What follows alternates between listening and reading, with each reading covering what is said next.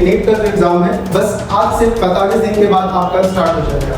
एक ही दिन का पेपर है जो आपके फ्यूचर को के अगले 1 साल के बाद या अगले 3 साल आप क्या करने वाले हैं उसको डिसाइड करना है। पहले भी पता है कि एनडीए जो भी एग्जामिनेशन कंडक्ट कर रहे हैं वो लगभग 60 to 40% वेटेज रखती है 11th और 12th में। So that's why important 12th is going to be more important as compared to class 11। तो देखिए लास्ट वीडियोस में हम लोग first application of differentiation complete कर चुके हैं कि कैसे आपका जो डिफरेंशिएशन है एज अ रेट पे से काम करेगा और आपको वहां पे क्वेश्चन को देख करके क्लिक आउट करना होगा। ठीक है, जैसे आप क्वेश्चन देखोगे तो question must state about their position. यहाँ पे पोजीशन जो होगा या वेलोसिटी जो होगा या एक्सेलरेशन कुछ भी है वो किसी पर्टिकुलर फंक्शन के हिसाब से वैरी करेगा। मे बी योर डिस्टेंस और it may be your time, जो भी है उसके हिसाब से वैरी करेगा तो आपको डिफरेंशिएशन वहां यूज करना ही होगा। ठीक है, तो अब हम लोग चलते हैं डिफरेंशिएशन के सेकंड मोस्ट और मेजर एस्पेक्ट पे जहां पे आपको फिजिकली इसको एनालाइज करना होगा। तो देखिए डिफरेंशिएशन का जो सेकंड एप्लीकेशन कहता है ना ये बहुत इंटरेस्टिंग है। आप एक तरीके से सोचो कि कहां डिफरेंशिएशन जहां पे आप sin x को करें तो cos x, tan x को करें तो sec स्क्वायर x एक अलग डिफरेंशिएशन है और उस डिफरेंशिएशन को हम लोग करेंगे क्या ट्रिगो के साथ रिलेट करेंगे। That is a very interesting कि कहां ट्रिगो और कहां डिफरेंशिएशन।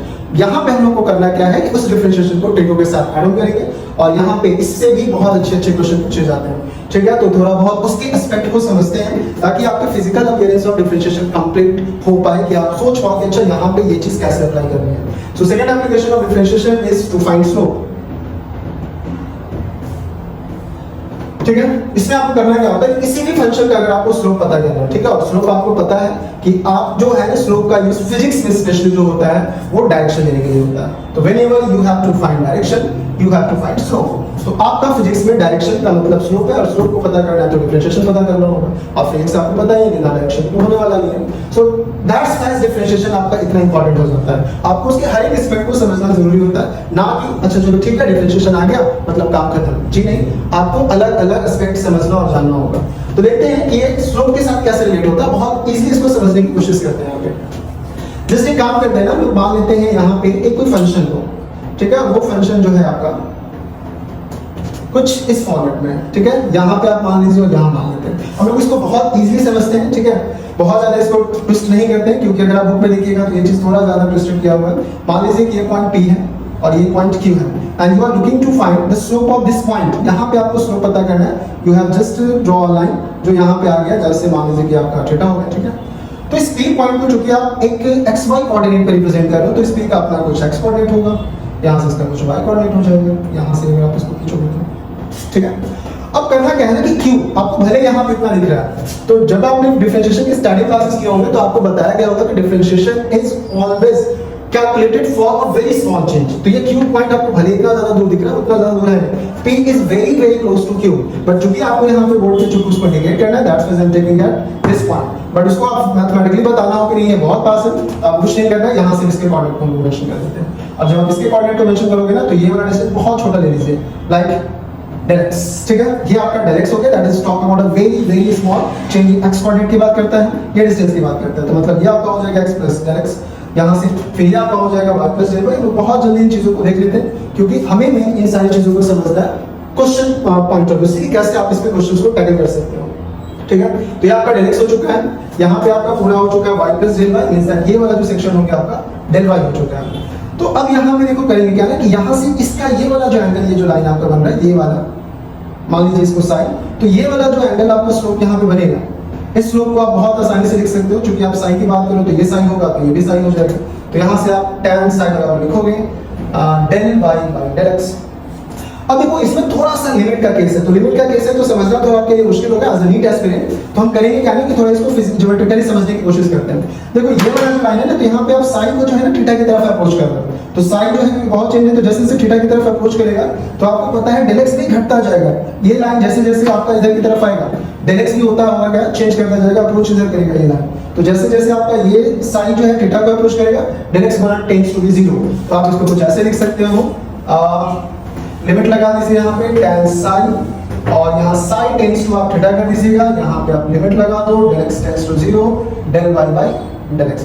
अब इसी टर्म को आपने अगर थोड़ा बहुत सीरियसली नहीं भी पढ़ा कोई दिक्कत नहीं है। ठीक है, इसकी जरूरत बीटा स्क्वायर को नहीं होती है। We have to just consider the final result. जो फाइनल रिजल्ट आएगा क्योंकि यहाँ साइन जो है आपको थीटा को अप्रोच करना है, you can write it as tan theta और ये जो पूरा टर्म होता है आपको शायद पता हो, इसी टर्म को आप लिखते हो dy बाय dx।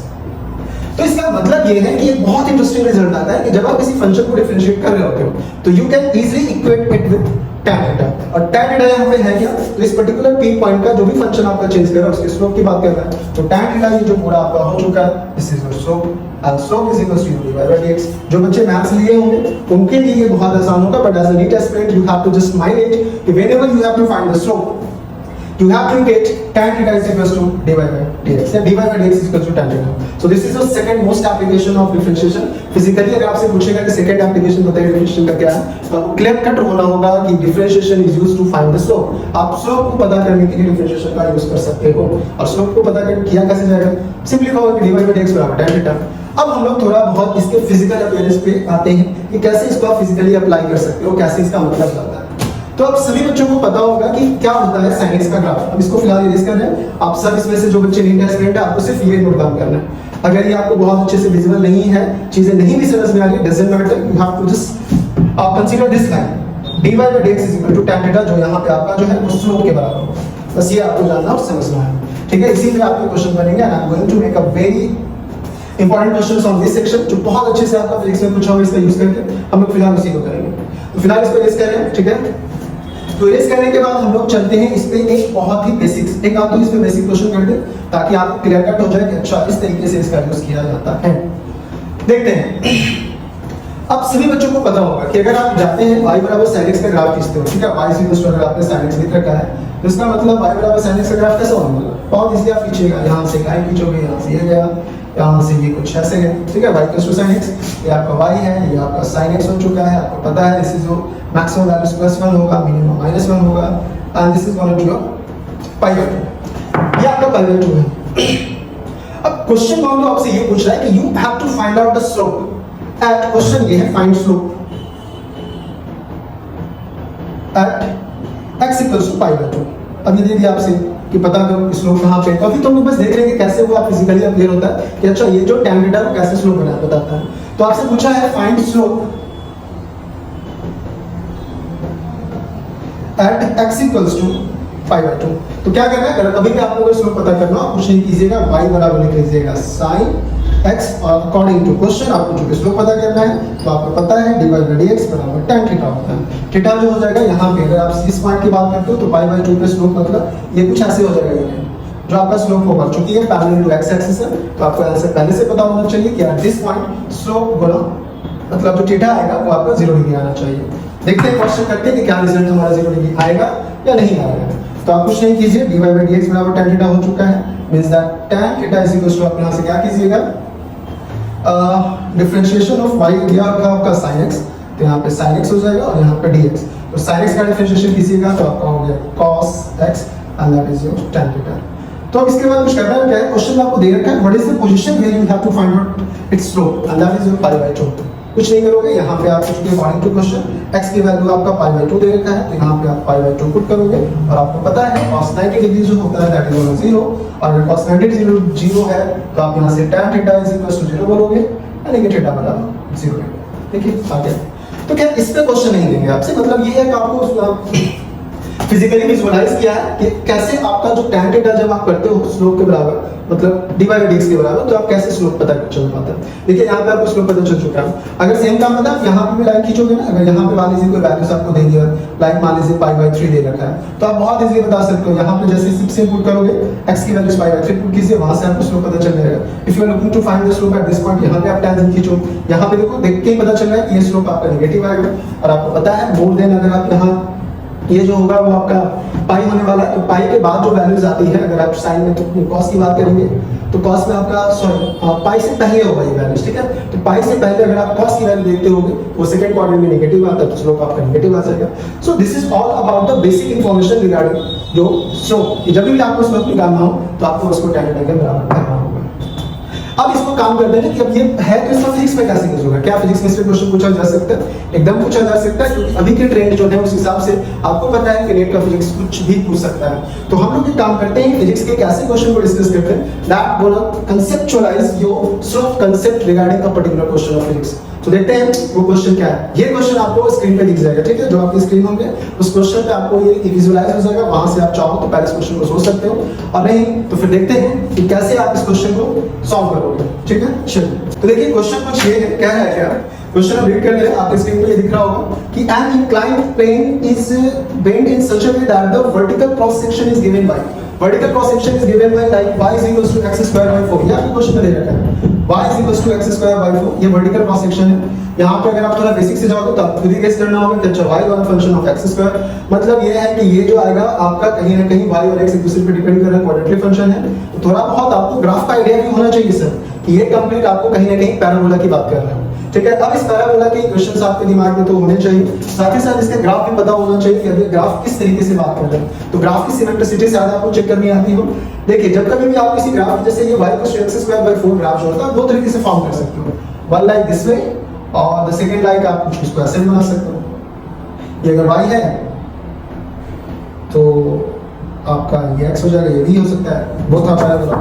बट ध्यान रखना है कि ये ग्राफ में से दोनों में से कोई एक ही सही है। इस पे क्वेश्चंस काइनेमेटिक्स में पूछता है, तो जब हम लोग काइनेमेटिक्स में जाएंगे तो इसमें थोड़ा कंफ्यूजन होता है कि दोनों ही तो पैराबोला है, अब इन दोनों में से कौन सा सही होगा, तो उसके लिए आपको सिमेट्रिसिटी चेक करनी होगी। तो कहता क्या है कि जब आप x को माइनस के साथ रिप्लेस कीजिएगा और वैल्यूज में कोई फर्क नहीं पड़ेगा, then graph gonna symmetrical about y axis. तो यहाँ पे x स्क्वायर है, आप x के स्क्वायर की बात कर लो, यहाँ पे अगर आप नेगेटिव रखोगे तो not gonna change in the magnitude of y, that's why ये जो ग्राफ होगा आपका y एक्सिस के अबाउट में सिमेट्रिकल होगा। और यहाँ पे ये आपका x है, ये y है, तो ये वाला आपका करेक्ट ग्राफ होगा। ये जो होगा अकॉर्डिंग टू दिस सिचुएशन आपका गलत ग्राफ हो जाएगा, क्योंकि ये जो ग्राफ होने के लिए आपका होना चाहिए x = y²/4। अगर ये एक्सप्रेशन है तो ये ग्राफ कैसे होगा, क्योंकि यहाँ पे जब आप y को माइनस के साथ रिप्लेस कीजिएगा then gonna not change in the value of x, means I'm gonna symmetrical about x axis, ठीक है। तो फिलहाल इस नीचे वाले को इरेज करते हैं, ये पॉइंट ध्यान रखिएगा, बहुत इंपॉर्टेंट है रिगार्डिंग जो ग्राफिक सेक्शन, जहां ग्राफ में आप चीजों को गेस कर पाओ। खैर क्वेश्चन को ये दिया हुआ है कि क्रॉस सेक्शन दे रखा है जो आपको इस इक्वेशन को फॉलो करता है कुछ इस फॉर्म में, और बोला क्या है कि सच में that the vertical cross section is given bye y is in vertical and x is in horizontal direction. चलिए आपके कन्वीनियंट के लिए ये भी दे दिया है, y वर्टिकल है और x हॉरिजॉन्टल है। फिर क्या बोला कि the upper surface of this curve plane is rough with the coefficient of friction μ = 0.5। देखिए अब यहाँ पे दे रखा है μ = 0.5, ये फ्रिक्शन कोएफिशिएंट है। अब शायद आप में से बहुत बच्चों को पता होना चाहिए, मैं पहले कहा था कि this video is not about basic video, हम यहाँ पे एक चैप्टर के एक पर्टिकुलर सेक्शन को डिस्कस करने के लिए किसी भी चैप्टर्स के फॉर्मूलाज और क्वेश्चन को याद इंप्लीमेंट कर सकते हैं, क्योंकि आप सभी फिलहाल यहाँ पे नीट की तैयारी के लिए बैठे हो। So you have to be approach interdisciplinary approach, कि आप एक चैप्टर के कांसेप्ट को 2, 3, 4 चैप्टर तक भी रिलेट कर पाओ, तभी आपकी जो माइंड मेकिंग एफिशिएंसी है वो इंक्रीज करेगी and you make maximum number of questions to tackle, आप उसको ज्यादा से ज्यादा बना सकते हो, ठीक है। तो देखिए यहाँ पे μ = दे रखा है 0.5, now we are in friction. अब हम लोग फ्रिक्शन में है डिफरेंशिएशन के क्वेश्चन को करने के लिए, तो थोड़ा ध्यान से देखिए क्या बोला है। आपका गिवन क्रॉस सेक्शन दिया हुआ है y = x² and there is a friction coefficient with this surface, इसके साथ आपका फ्रिक्शन कोएफिशिएंट दे रखा है μ = 0.4 दे रखा है, ठीक है, सॉरी 0.5। देखते हैं आगे क्वेश्चन क्या कह रहा है।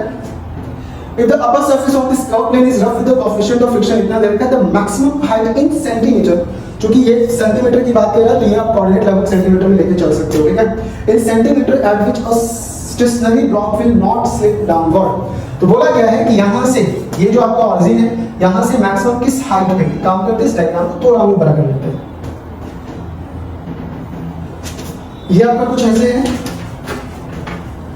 इसमें ये आप एक कर्व सेक्शन, कुछ ओमेन कर्व सेक्शन बना दीजिए, this is your y and this one is your x। आपका फ्रिक्शन कोएफिशिएंट दे रखा है, बोला कि यहाँ से किस मैक्सिमम हाइट पे एक ऑब्जेक्ट को रखा जाना चाहिए, यहाँ पे, ठीक है, ताकि ये स्लिप ना करे, ठीक है। ये इसकी बात कर रहे हैं, ये मैक्सिमम हाइट आपसे पूछ रहा है, ठीक है, यहाँ पे। अब इसका कांसेप्ट कहोगे कि कैसे इस फिजिक्स में डिफरेंशिएशन के साथ इसका आ सकता है, ये एक इंटरेस्टिंग फैक्ट है। तो देखिए इसके लिए आपको थोड़ा बहुत सोचना होगा कि फ्रिक्शन के बारे में।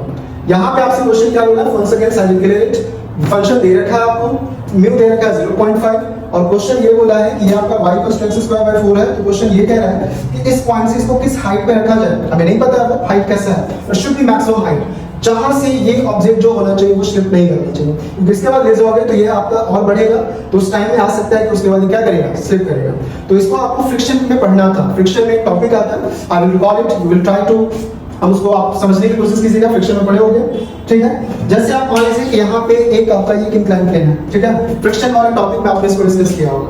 अब उसमें देखो पहले इस टॉपिक की रिलेशन क्या होता है, तो इस टॉपिक का आपका जो रिलेशन एक टर्म आता है फ्रिक्शन में, that's called angle of friction, ठीक है। तो उस एंगल ऑफ फ्रिक्शन या एंगल ऑफ रिपोज भी उसको बोला जाता है। अब वो क्या होता है तो उसको पहले समझते हैं, then after we will discuss the question of this friction that is based on the application of differentiation. Second application की बात करते हैं जो आपको बताएगा कि what is the importance of differentiation in physics. तो मान लीजिए कि आपका एक इंक्लाइंड प्लेन है।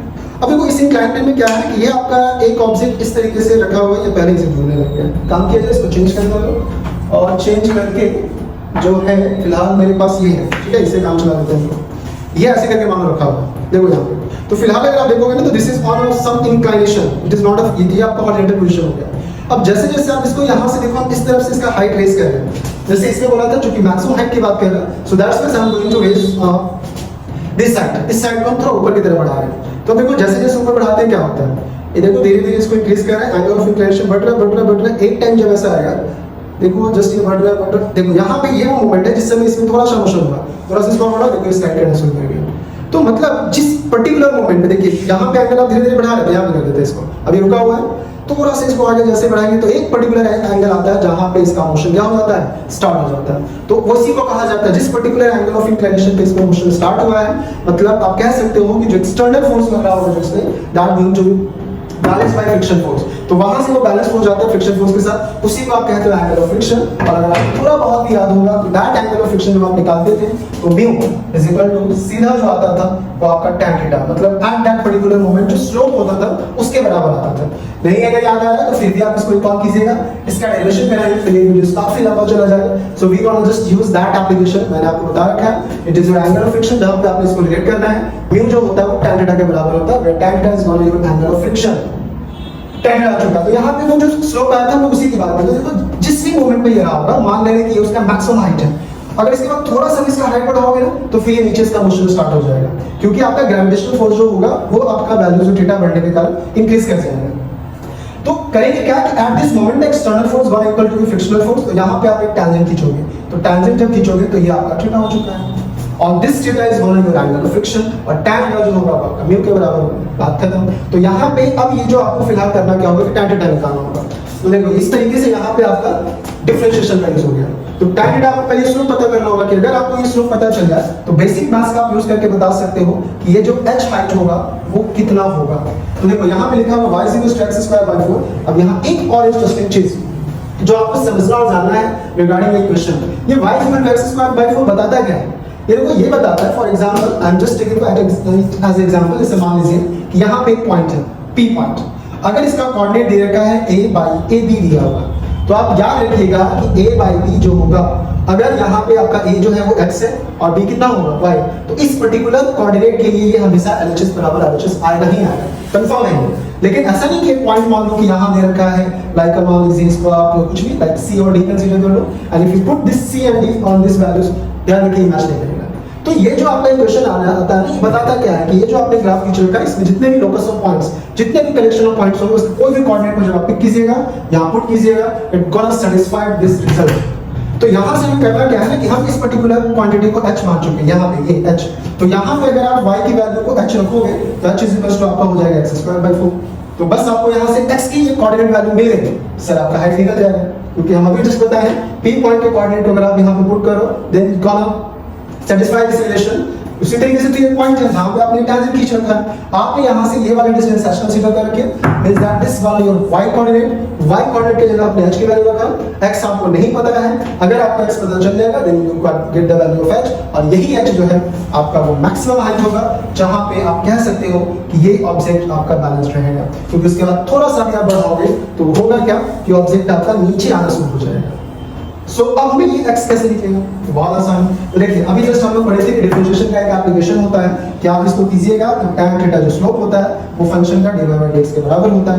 तो tan theta = differentiation of y means that आप सीधा यहां लिख दीजिएगा x²/4, तो किसके साथ करना है, dx के साथ, 1/4 बोलो कांस्टेंट। अब बाहर कीजिए इसको, x² का डिफरेंशिएशन आपका कितना हो जाएगा 2x, इसको और इसको कट कीजिएगा, यानी कि tan थीटा = your x/2। अब ये बताएं कि अब यहां से देखो, ये आपका बेसिक फिजिक्स है, सॉरी मैथ्स, जिसमें आपने डिफरेंशिएशन की उस एप्लीकेशन को यूज किया जहां पे आपको बता दिया गया है कि जो स्लोप होगा वो tan थीटा के बराबर ये d/dx के बराबर होगा। आपने d/dx किया, वहां से आपको tan theta equal to x/2 आ गया। आपका अल्टीमेट टास्क h निकालना था, उसके लिए आपको x चाहिए होगा, x आपको यहां दिख रहा है और आपको पता है अकॉर्डिंग टू फिजिक्स कि ये जो tan थीटा होगा that going to be angle of friction, जो यहाँ पे आपका म्यू बराबर दे रखा है 0.5, उसी को आप शायद एंगल ऑफ रिपोज भी कहीं लिखा होता है। तो tan थीटा आपको फुल फ्रेज में पता है कि म्यू और tan थीटा, म्यू क्वेश्चन दे रखा है 0.5, आप यहाँ पे 0.5 पुट कीजिए इक्वल्स टू x/2, आप इसको हटा दीजिए, ये कट जाएगा यानी कि 10, यानी कि x की वैल्यू जो हो जाएगी ये भी आप काट दीजिए, x आपका आ गया कितना 1, तो x अगर आपका आ गया है 1 तो आप बहुत इजीली पता कर सकते हो कि जो h हो जाएगा आपका है x²/4 यानी कि h इक्वल्स टू हो जाएगा 1²/4 यानी कि h इक्वल्स टू 1/4 यानी कि 0.25 सेंटीमीटर। चूंकि आंसर आपका सेंटीमीटर में डिमांड कर रहा था, ऐसे कहीं पे भी मेंशन नहीं किया कोऑर्डिनेट सो यूनिट, सो आप metre centimetre whatever you like to introduce कर सकते हो आप वहां पे यूनिट, ठीक है। सो हमारा ये आपका tan थीटा यहां से हो चुका 0.5, ठीक है। तो आपका वो minimum height sorry maximum height आ गया, ध्यान रखिएगा क्योंकि इसके बाद ये मोशन इसमें स्टार्ट हो जाएगा। सो ये देखा आपने कि बहुत इंपॉर्टेंट होता है डिफरेंशिएशन का, जो अदर अलग अलग एप्लीकेशन होता है कहीं भी किसी भी समय में ट्विस्ट कर सकता है। So you have to aware about that applications, ठीक है। सो ये रहा आपका सेकंड एप्लीकेशन ऑफ डिफरेंशिएशन। ये आपको याद रखना होगा कि differentiation is used to find the slope whenever you require the तो स्लोप फाइंड करने के लिए आप उसका यूज कर सकते हो, ठीक है। तो आपको इसके लिए अवेयर रहना होगा। क्वेश्चंस आपसे पूछ के नहीं देने वाला है physics, you have to be aware about each and every concept regarding physics. और फिजिक्स में जो मेजर कांसेप्ट बिल्डिंग आता है वो आपका 2 सेक्शन कंप्लीट हो चुका है, to find your rate major and to find slope. याद रखिएगा जो चीजें पढ़ रहे हैं this is not a specific chapter section, या आपको किसी भी चैप्टर में कहीं पे भी पूछ सकता है। जैसे हमने देखा ना, हम लोग अभी इसी का यूज करके फ्रिक्शन को डिस्कस कर रहे हैं। सेम कांसेप्ट का यूज करके आप चाहो तो डेरिवेटिव में आप यूज कर सकते हैं, जो आपका इलेक्ट्रिक फील्ड आता है वहां पे भी यूज होते हैं, ठीक है, स्लोप का। तो कैसे कब यूज होगा वो और भी क्वेश्चंस करेंगे, बट फिलहाल ये आपका सेकंड एप्लीकेशन हो गया। अब हम चलते हैं थर्ड एप्लीकेशन की तरफ। चलिए तो हम लोग आगे बढ़ते हैं और अब चलते हैं अपने third and last major application of differentiation.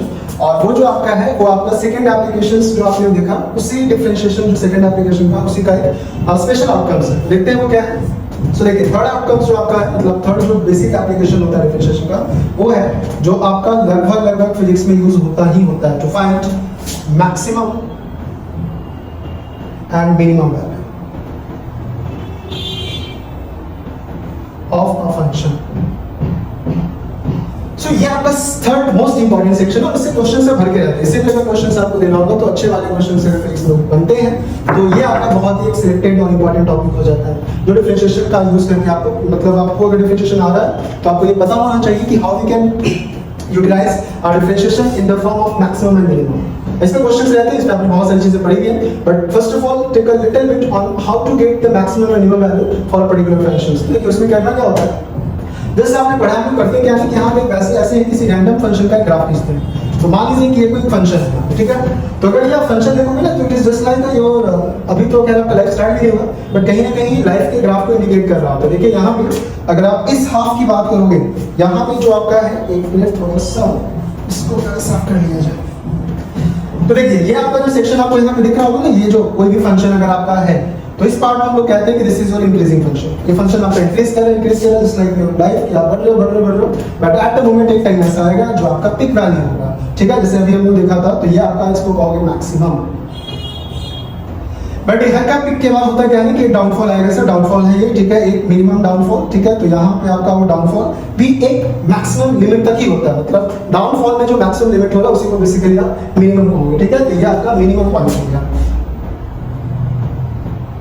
फिर अगर देखोगे तो मिनिमम के बाद फिर से लाइफ में थोड़ा आगे बढ़ते हैं तो आपका एक मैक्सिमम आएगा। So that's why you have to just increase, मतलब आपको लाइफ में बस इसके जैसे आगे बढ़ते रहना चाहिए, ups downs, just like going to be part of your life, ठीक है। खैर थोड़ा सा फिलॉसफी से थोड़ा यहाँ पे बात है, तो देखिए ये आपका जो मैक्सिमम है, मिनिमम है, मैक्सिमम है, आगे बनाया नहीं है। तो यहाँ पे तुम देखोगे ना तो अलग अलग कोऑर्डिनेट्स पे आपको मैक्सिमम और मिनिमम पॉइंट्स दिख रहे होंगे। तो अब ये किसी फंक्शन में हमें पता कैसे चलेगा, तो बहुत आसान है सर। देखिए करना क्या होता है, अभी जस्ट हमने पिछले वाले क्वेश्चन में साइन एक्स का जो ग्राफ बनाया था, तो साइन एक्स के ग्राफ में एक क्वेश्चन हम लोग किए थे जहां पे आपको बताया था कि देखो this is your topmost point, जहां पे आपने जब टेंजेंट खींचा था तो टेंजेंट में जो tan थीटा आ रहा था that is going to parallel with the horizontal axis, वो आपका 0 आ रहा था। तो वैसा ही कुछ यहाँ पे भी होता है, तो चाहे वो आपका कोई भी वैल्यू हो, ये आपका मैक्सिमम हो या मिनिमम हो, मैक्सिमम हो, कहीं पे भी अगर आप देखोगे ना तो अगर आप टेंजेंट खींच रहे हो, either maximum minimum doesn't matter. तो उस जगह पे जो आप टेंजेंट खींचेगा ना that going to be parallel with the horizontal axis. ये यहाँ पे बेसिकली हम लोग एक्सी रखते हैं, पर ऐसा कोई यूनिवर्सल ट्रूथ नहीं है कि नहीं हॉरिजॉन्टल है तो एक्सी होगा, वर्टिकल है तो वाई है, that you can see according to choice.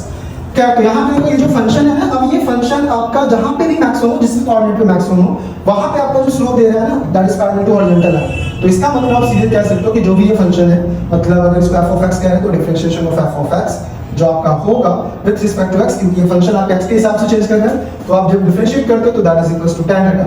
और जिस भी पर्टिकुलर पॉइंट पे, चाहे वो आपका x1 हो, x2 हो या x3 आप ले सकते हो, जिस भी पॉइंट पे आप करोगे तो वहां पे tan थीटा जो स्लोप आएगा, तो जहां पे हम मान लीजिए x1 की वैल्यू रखते हैं या x2 की वैल्यू रखेंगे, तो थीटा आपको पता है पहले से ही ये 0 होगा। मतलब at the point where function is either maximum minimum, f of x you may write as y, तो dy by dx is y equals to 0। ध्यान रखिएगा, ये ऐसा नहीं कि स्पेसिफिकली ये मैक्सिमम के लिए मेंशन है या मिनिमम के लिए, ये दोनों के लिए। चाहे आपको मैक्सिमम निकालना हो या मिनिमम निकालना हो, first of all you have to differentiate the following function and equate it with 0। जैसे आप 0 से इक्वेट करोगे ना, देन आफ्टर सॉल्विंग आपको क्वाड्रेटिक इक्वेशन मिलेगा, और अगर वो फंक्शन क्यूबिक है मींस दैट आपको क्या होगा कि वहां पे उसके ऐसे ऐसे 3 फंक्शंस मिल जाएंगे, जहां पे तुम क्या कर सकते हो, उस वैल्यूज को निकालोगे कि कहां पे आपका मैक्सिमम आएगा और कहां पे आपका मिनिमम आएगा। ठीक है, तो dy by dx आपको इक्वल टू 0 कर देना है। ठीक है, कभी भी क्वेश्चन बोले मैक्सिमम या मिनिमम के लिए, तो अब इसके बाद कोई क्वेश्चन भी आता है, याद रखिएगा ये भी ऑन नीट सिलेबस है। ऐसे जनरली चेक करने के लिए आपको नहीं देगा कि पता करो कि अब जो पॉइंट आया है वो मैक्सिमम वाला पॉइंट है या मिनिमम वाला पॉइंट है। फिर भी हम लोग चेक करेंगे, यहाँ छोटा सा शॉर्ट आपको बता दे रहे हैं। तो पहली चीज तो याद रखनी है कि whenever you have to find the maximum or minimum value of a function, you have to differentiate that function with respect to जो भी वेरिएबल्स है। याद रखिएगा, हमेशा जो फंक्शन जिसके रिस्पेक्ट में वेरिएबल होगा उसके रिस्पेक्ट में डिफरेंशिएट करेंगे। कभी भी रटने की कोशिश नहीं कीजिएगा कि हमेशा x के रिस्पेक्ट में डिफरेंशिएट करना है, नहीं। अभी हम लोग कुछ क्वेश्चन देखेंगे जहां पे हम आपको क्लियर कट करेंगे कि कैसे आपको फंक्शन को डिफरेंशिएट करना अकॉर्डिंग टू देयर वेरिएबल्स। यहाँ पे फिलहाल x के हिसाब से वैरी कर रहा है, तो जो just make dy by dx equal to 0। अब अगर आपको नीचे क्रॉस चेक करना है फॉर क्यूरियोसिटी, क्योंकि आने वाला नहीं है आपके एग्जाम्स में, फॉर क्यूरियोसिटी कह रहे हैं कि वेदर फंक्शन इज मैक्सिमम और मिनिमम। वैसे तो क्वेश्चन में दिया रहेगा, बट अगर आपको फिर भी क्यूरियोसिटी है कि आप चेक करना चाह रहे हो, तो आप कुछ मत करो, इसका डबल डिफरेंशिएशन कर लीजिए। इस फंक्शन का जब आप डबल डिफरेंशिएशन करोगे like a square y by dx square, and if it is greater than 0, तो याद रखिएगा ग्रेटर देन 0 है मींस दैट वो फंक्शन उस पर्टिकुलर x पे जो आएगा, यानी कि अगर आप x1 की बात कर रहे हो वहां पे रख रहे हो, जैसे यहाँ पे देखो ये आपका x1 है, तो x1 नहीं रखेंगे, यहाँ पे मिनिमम जो आ रहा है वो x3 का आ रहा है। कह सकते हो कि x3 का वैल्यू जब यहाँ पुट करेंगे डबल डिफरेंशिएशन में, तो वो आपका ग्रेटर देन 0 आएगा, मतलब पॉजिटिव होगा। अगर आपको ये क्रॉस चेक करना है कि मैक्सिमम है, तो भी बहुत आसान है, d square y by dx square. अगर लेस देन 0 आ रहा है, मतलब वो आपका मैक्सिमम हो जाएगा। ठीक है, so this is the very simplest way by which you can get the maximum minimum value of a function. You have to just differentiate the जो भी उसका फंक्शन का वेरिएबल है उसके रिस्पेक्ट में उसको डिफरेंशिएट करो, इक्वेटेड विद 0 करो। तो ये आपका थर्ड एंड मेजर एप्लीकेशन हो गया। कभी भी आप फिजिक्स में क्वेश्चन पढ़ रहे हो, अभी हम देखेंगे कुछ क्वेश्चंस, और अगर इस क्वेश्चन में लिख दिया है कि फाइंड द मैक्सिमम और minimum value of that given situation, तो आप श्योर रहिए कि आपको डिफरेंशिएशन यूज करना है। इसीलिए हमने इंट्रोडक्शन वीडियोस में कहा था कि आपको कहीं क्वेश्चन में नहीं लिखा रहेगा, आपको उसको डिकोड करना होगा। और डिकोडिंग वर्ड क्या हो गया, तो पहला में आपको फंक्शन लिखना होगा, is it depends upon time और not. If depends upon time then you get the velocity, then you get velocity और एक्सेलरेशन, अगर आपको रेट मेजर का कांसेप्ट है। If function is changing with respect to distance, then you have to know about the gradient. That is also the first application of differentiation. तो ये आपको question बताएगा नहीं sir, you have to thought about it कि अच्छा ये अगर question में इस तरीके से चेंजेस है, means that I have to differentiate with respect to x or t whatever according to situation आपको सोचना होगा। इसी तरीके से सेकंड एप्लीकेशन में हम देखा जहां पे आपको स्लोप की बात आ गई, तो ये थोड़ा सा आपका टिपिकल हो गया था पिछला जो क्वेश्चन था according to your needs physics level, but आपको फिर भी वो ध्यान में रखना होगा कि स्लोप मींस आप क्या इंटरप्रेट करते हो by using differentiation. And this is the last one, the major application of differentiation, जिसमें आपको अगर मैक्सिमम मिनिमम निकालना हो किसी भी फंक्शन का, तो आप उसको कैसे कर सकते हैं। ठीक है, तो बस इसमें आपको ये याद रखना है, ये नोट डाउन करना है, dy by dx is equal to 0। और बी केयरफुल, जहां पे x आप लिख जरूर है, बट हमेशा ध्यान रखिएगा कि जिसकी भी फंक्शन को निकाल लो, उसका जो भी वेरिएबल होगा उस वेरिएबल के रिस्पेक्ट में आपको y को डिफरेंशिएट करना है, and then you have to equate it with 0। तब आपको वहां पे मैक्सिमम और मिनिमम वैल्यूज, फिर उसको पता करना हो तो आप डबल डिफरेंशिएशन करके पता कर सकते हो कि अच्छा वो मैक्सिमम होगा मिनिमम होगा। बट ये क्वेश्चन बेसिकली वो आपको दिया रहेगा, ठीक है, तो वहां से आप इजीली पता कर सकते हो। तो चलते हैं देखते हैं कि इस पे जो आपका मैक्सिमम मिनिमम में बेस्ड क्वेश्चंस पूछेंगे, हमारा अप्रोच क्या होगा, किस तरीके से क्वेश्चंस आएंगे और आप उसको कैसे लगा सकते हो। तो देखते हैं इसमें कुछ क्वेश्चंस आपके अगर डिमांड होंगे तो उस हिसाब से हम उसमें आराम कर देंगे ताकि आपका इसमें ज्यादा से ज्यादा प्रैक्टिस हो पाए, ठीक है। बट फिलहाल इसको देखते हैं कि कैसे होगा। चलिए, तो जैसे बहुत ही देखो सिंपल, इसके बाद एप्लीकेशंस पे आते हैं कि how we can apply the third application of differentiation in your physics questions. तो देखो क्या हो सकता है। तो आपका वो जो क्वेश्चन है, तो क्वेश्चन को आपने जैसे पढ़ रहा होगा, तो देखिए क्वेश्चन के पहले सिचुएशन को बाय डायग्राम से एक्सप्लेन कर दे, अगर आपको फिर भी थोड़ी डिफिकल्टीज होती है पढ़ने के बाद भी। तो देखिए तो क्वेश्चन ये कह रहा है कि अ बॉडी फॉलिंग फ्री। देखिए क्वेश्चन में आपको होता है ना वर्ड, तो बहुत कुछ बताता है। फ्री फॉल की बात कर रहा है, मतलब ये जो क्वेश्चन में आपको जो ऑब्जेक्ट ड्रॉ किया गया है that is only under the influence of gravitational force. पहले बोल दिया, तो कहा क्या है कि a body falling freely from a given height h, एक गिवन हाइट h दे रखा है, और फिर बोला गया है हिट्स एन इंक्लाइंड प्लेन। अब आपको इंक्लाइंड प्लेन इतने क्वेश्चन कराऊं क्योंकि आपको आइडियाज होगा कि when we talk about inclined plane then what is the sense of this. तो आपको कुछ नहीं करना है, पहले तो आपको एक इंक्लाइंड प्लेन बनाना है और हमें नहीं पता है कि इसका इंक्लिनेशन कितना है, लेट इट बिटवीन, ठीक है। ये हो, इसको थोड़ा और बड़ा कर लेते हैं ताकि आपका विजिबिलिटी थोड़ा बेहतर हो। ये आप इसको करो, ठीक है। So this is your an inclined plane with inclination theta. और क्वेश्चन में बोला क्या है कि एक हाइट x से आपने गया that is your capital H। तो अब ये तो कंफर्म है ना जो पहले दे दिया, ठीक है। एक चीज याद रखिएगा, जो आपको एक बार मिल चुका है वो वैरी नहीं करता है। जैसे होता क्या है कि जब आपकी मान लो कि आपने किसी इसके बाद जब आप एज डॉक्टर जाओगे कहीं पे, ठीक है, तो अगर आज आप इंटर्नशिप ज्वाइन किया, आपको मान लो कि पहले जो सैलरी मिली 50,000 रुपये, तो वो कभी नहीं चेंज करेगा। चाहे आपसे अगर ज्वाइनिंग करने के 25 साल बाद पूछे, कोई 10 साल बाद पूछे, अगर आपसे कोई पहली सैलरी पूछ रहा है तो आप उतना ही बताओगे, वो नहीं चेंज करने वाला विद रिस्पेक्ट टू टाइम। तो whatever values first of all is given behave like a constant, ये आपको समझना होगा। तो यहाँ पे जो कैपिटल H दे रखा है ना, तो ये आपको नहीं बदलने वाला। क्वेश्चन में बोल दिया है कि आपने उसको H से ड्रॉप किया है और टुवर्ड्स इंक्लाइंड प्लेन, और ये याद रखिएगा जो ड्रॉप कर रहे हो that is completely under the free fall, जो कि आपको क्वेश्चन में मिला, मतलब ग्रेविटेशन के अंडर में। फिर बोला क्या है कि H hits an inclined plane in its path at the height H। तो अब इधर से तो ड्रॉप करोगे नहीं, कॉमन सेंस की बात है कि अगर यहाँ से ड्रॉप करोगे तो कहाँ से इंक्लाइंड प्लेन को हिट करेगा। तो आपको इतना सा सेंस लगाना ही होगा, डे टू डे लाइफ में आपको इतनी सारी चीजें समझनी होंगी। तो यहाँ से आपने क्या किया है, जैसे मान लीजिए कि ये हाइट आपको पहले से दे रखा है, this is your capital H। यहाँ से आपने इसको ड्रॉप किया है and it hit the inclined plane, यहाँ पे मान लेते इसने हिट किया है, और जो हाइट दे रखा है that is your capital H। याद रखिएगा, आपको ये नहीं पता यहीं पे हिट करेगा। ये हो सकता था कि अगर आप यहाँ से गिराते तो यहाँ पे करता, यहाँ से गिराते तो यहाँ पे कर सकता था, डजंट मैटर कहाँ पे है। तो मतलब कहीं ना कहीं आपको इसको देखते ही लग गया होगा कि अच्छा ये जो स्मॉल h है नॉट इक्वल टू वैल्यू, ये आपका वेरिएबल होगा, क्योंकि आपको पता ही नहीं है ना कि कहाँ पे हिट किया। तो बस हम लोग बना दिए कि अच्छा चलो यहाँ कहीं भी हिट कर रहा होगा, मतलब ये वाला जो हाइट है आपका वो आपका h हो चुका है, स्मॉल h आपने इसको दे रखा है, ठीक है। अकॉर्डिंग टू क्वेश्चन आपको दे रखा होगा, पढ़ा होगा। तो बोला क्या, it's the end impact the direction of the velocity of the body is become horizontal. देखो ये बहुत इंपॉर्टेंट बात है यहाँ पे। जब आपने इसको यहाँ से छोड़ा, ये यहाँ पे टकराया, और टकराने के बाद कहा क्या है कि इसकी जो वेलोसिटी है वो हॉरिजॉन्टल हो गई। ये तो ये अगर हॉरिजॉन्टल वेलोसिटी हो गई, हमें नहीं पता कितना, लेट यू मान लेते हैं, कुछ भी हो सकता है। तो अब ये अगर आप ऊपर वाले को छोड़ दो तो एक पर्टिकुलर पॉइंट से जब आप हॉरिजॉन्टल वेलोसिटी फेंकते हो किसी ऑब्जेक्ट को, तो अब ये केस आपका प्रोजेक्टाइल का चला गया। तो मतलब अब इसके बाद इसकी जो ट्रांजेक्टरी होने वाली है वो कुछ ऐसे हो जाएगी, ठीक है। तो ये आपका हो गया। तो क्वेश्चन क्या बोला है, question is what are the horizontal कहां तक हो गया, direction of velocity of the body becomes horizontal, वहां तक आपका हो चुका है। फिर बोला है for what value of small h by capital H। देखिए यहाँ पे आपको पहले खुद ही बोल दिया है कि h बाय h का रेशियो आपको निकालना है, और ये कहा है कि the body will take maximum time. देखो क्वेश्चन में दे दिया कि जो टाइम होना चाहिए सर ये मैक्सिमम होना चाहिए। तो टाइम कौन सा टाइम, टाइम ऑफ फ्लाइट ही हो सकता है, और कौन सा टाइम होगा। तो मतलब आपको इस पूरे ड्यूरेशन में इसका टाइम ऑफ फ्लाइट निकालना होगा, और टाइम ऑफ फ्लाइट जो निकालना होगा that should be in the variables form. और जो वेरिएबल्स आएगा, जैसे क्वेश्चन में दिख रहा है आपको वेरिएबल्स आपका h है, क्योंकि यहाँ h के साथ रिलेशन पूछ रहा है, तो आपको पहले टाइम निकालो, फिर वहां पर उसको इस स्मॉल h के वेरिएबल के फॉर्म में लाने की कोशिश करनी है, एंड देन आफ्टर चूंकि टोटल टाइम आ चुका होगा आप उसको डिफरेंशिएट करो, बात खत्म। सेम वही maximum minimum, find out the variables, differentiate with that variables and equal to 0, you will get the result.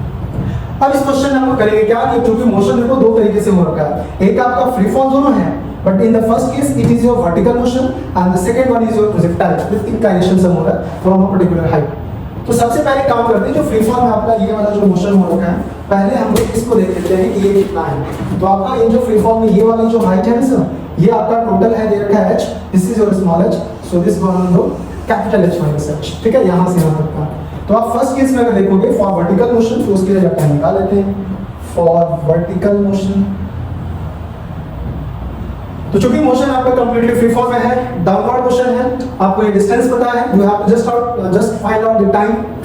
तो आप second equation of motion basically जिसको कहते हैं s y is equal to, आप यूज कर सकते हो यू बाई टी और प्लस हो जाएगा half a y t square. S y आपको पता है, डायरेक्शन में आप नीचे की तरफ आ, जनरली यहाँ पे डायरेक्शन यूज नहीं करें, आप इसको लिख लीजिए सीधे h minus h u y. Question अगर आप ध्यान से रीड कर रहे होंगे तो क्वेश्चन में कहा क्या है कि बॉडी फॉलिंग फ्रीली, तो आपने उस ऑब्जेक्ट को जस्ट कहीं से ड्रॉप किया होगा, क्योंकि फॉल किया, फॉल करे, स्लिप करे, रिलीज करे, तो आपको ध्यान रखना होगा कि एट दैट मोमेंट उसकी जो वेलोसिटी हो जानी है वो जीरो हो जानी है। तो मतलब यू वाई अलॉन्ग जो आप लीजिएगा वो जीरो हो चुका होगा। एक्सेलरेशन अलॉन्ग वाई आपको पता है जीरो होगा इनटू टी स्क्वायर। तो आप ये काम करोगे ना, इस वाले टाइम को हम लोग t1 लेके चलते हैं, तो ये आपका t1 हो जाएगा। First of all you will get the values of t1, तो t1 square is equal to हो जाएगा root under 2 h minus h by g। आप चाहते तो इसको डायरेक्टली निकाल सकते थे फ्रॉम टाइम ऑफ फ्लाइट जो आपका वर्टिकल मोशन में होता है।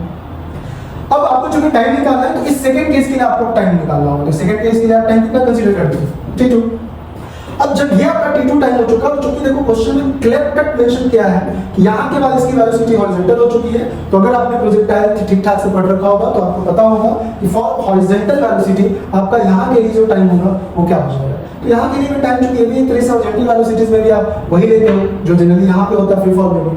तो एक पर्टिकुलर हाइट के लिए आपको पता है कि यहाँ से यहाँ तक का हाइट कितना है h, तो आप t2 बहुत इजीली निकाल सकते हो। यहाँ हॉरिजॉन्टल प्रोजेक्शन आपका टाइम ऑफ फ्लाइट वही होता है जो वर्टिकल प्रोजेक्शन में होता है, ठीक है। तो यहाँ पे आप t2 सीधे लिख सकते हो, तो आपका t2, एक मिनट यहाँ पे ध्यान रखना, ये स्क्वायर नहीं होगा क्योंकि आपने z स्क्वायर कर रखा है, ठीक है। तो यहाँ पे सिर्फ आपका t1 आएगा, यहाँ पे आपका जो t2 हो जाएगा that will to be 2 under 2 small h by g। Small h क्यों? क्योंकि आपको सिर्फ ये हाइट लेना होगा, ठीक है। बस आप टोटल टाइम आपको लिखना होगा, तो आप करोगे क्या कि टोटल टाइम लिखोगे, तो टोटल टाइम यानी कि उसको हम लोग स्मॉल t लिख दे रहे हैं और स्मॉल t हो जाएगा t1 प्लस t2, और t1 प्लस t2 आपका है कितना, तो root over 2 capital H minus small h upon g plus ये रिप्लेस कर दे रहे हैं plus root over 2h upon g। This is your total time. और ये टोटल टाइम पूरे एक्सप्रेशन को जब आप ओवरव्यू करोगे तो आपको दिखेगा कि 2 तो बदलेगा नहीं सर, g कांस्टेंट ही है, कैपिटल H हमने स्टार्टिंग में कहा है that is the given value, नहीं चेंज करने वाला, आपका स्मॉल h चेंज करेगा। तो यहां तक आपका फिजिक्स हुआ जो आपने बेसिक मैकेनिक्स में पढ़ा होगा। अब इसके बाद डिफरेंशिएशन का यहाँ यूज होगा, तो अकॉर्डिंग टू क्वेश्चन चूंकि आपको मैक्सिमम टाइम चाहिए था तो dt टाइम किसके रिस्पेक्ट में वैरी कर रहा है सर, तो ये यहाँ पे आपका वेरिएबल है, so you have to just differentiate this time with respect to variable dt by dh, और हमने कहा रखा है you have to equate it with 0। हो गया, ओके। अब कुछ नहीं करना, बस जल्दी से इसको हम डिफरेंशिएट करते हैं। तो डिफरेंशिएशन ऑफ रूट ओवर 2, ये पूरा आपका रूट में है, ध्यान रखिएगा। तो 2 रूट में आपका है g capital H minus h और ये plus root over 2h by g, तो आपको dh के साथ करना है, ठीक है। dh हो चुका है। अब देखो यहाँ पे रूट 2 जो यहाँ पे भी है, रूट 2g यहाँ पे भी है, और बहुत इजीली इसको कॉमन ले सकते हो, दोनों के पास से कॉमन लीजिए और इसको सीधा उस तरफ भेज दो। तो सीधा उस तरफ भेजोगे, इसको कॉमन लेकर के 0 हो जाएगा, तो उसके बाद हमारे टर्म्स में निकल जाएगा। तो डिफरेंशिएशन आपका जो आएगा वो root over h minus h फिर plus root over h divided by dh is equal to 0, ये आपका हो जाएगा, ठीक है। अब आपको यहाँ तक में तो दिख गया होगा कि काम करना है, पहले आप उधर वाला जो क्वेश्चन होगा वीडियो पॉज करके बता लेना, क्योंकि ये जो डिफरेंशिएशन है हम उधर करने जा रहे हैं, उसको इरेज करके, ठीक है। यहाँ तक आपको आई थिंक सो समझ में आ गया होगा, ये रूट h है। अब बस 2 मिनट का काम है, इसको कर लेते हैं, तो हम ये इरेज करें, ठीक है। आप लोग इसको पहले साइड में कहीं लिख लीजिएगा। सो अब देखो यहाँ से डिफरेंशिएशन बहुत आसान है, अगर आपको चेन रूल थोड़ा बहुत आता हो तो आप इसको बस देख करके सॉल्व कर सकते हो।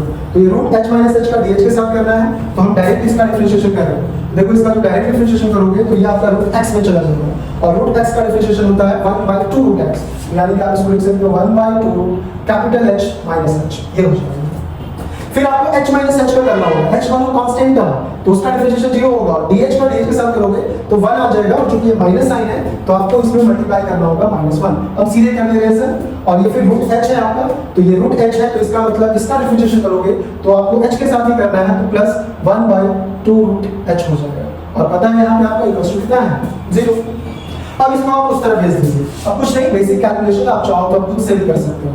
तो आप जब इसको उस तरफ भेजिएगा, ये माइनस के साथ है, उधर जाएगा तो आपका प्लस हो जाएगा, यानी कि 1/2 root h is equal to 1/2 root over h minus h। 2 goes to cancel, आप स्क्वायर रूट को भी चाहो तो कैंसिल कर सकते हो, दोनों को ऊपर भेज दीजिए। तो h minus h is equal to h, इसको उधर भेज दीजिएगा, यानी कि h is equal to 2 times of h. According to question आपसे जो पूछा था, I think it is asking about h by h, तो आप कुछ नहीं कीजिए, h by h जो रेशियो आ जाएगा वो 2 by 1 हो जाएगा।